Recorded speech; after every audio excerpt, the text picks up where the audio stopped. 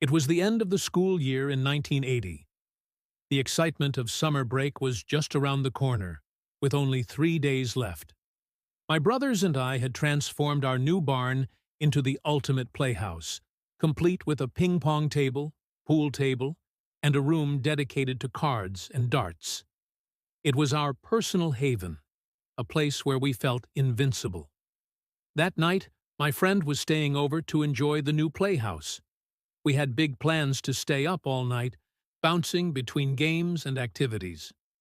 Midnight rolled around, and we were deep into a card game, lost in conversation about anything and everything. That's when it happened. Without warning, a loud, violent banging erupted from the wall beside us. We turned simultaneously, our eyes locking onto the source. The door to the outside was slowly creaking open, just a few inches, and then slamming shut. Over and over, with a force that seemed unnatural. The noise echoed through the barn, filling the space with a sense of dread. It felt like the air had been sucked out of the room, replaced by a cold, suffocating fear.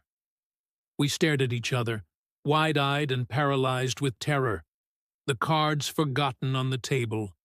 Then, as if breaking out of a trance, we bolted for the door, racing each other to get out of that barn as fast as we could. Once inside the house, we found everyone in the living room, engrossed in Saturday Night Live. My mom and stepdad swore that no one had been outside.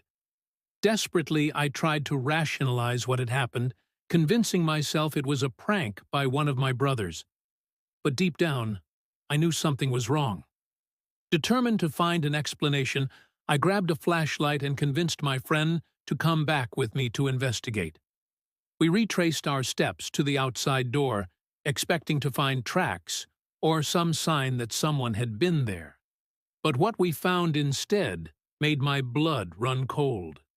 There, propped against the door, was a concrete post, leaning in such a way that it was impossible for the door to open more than an inch. My heart pounded as I realized the truth. There was no way anyone could have opened that door from the outside. Whatever had slammed that door had come from within the barn. We didn't wait a second longer.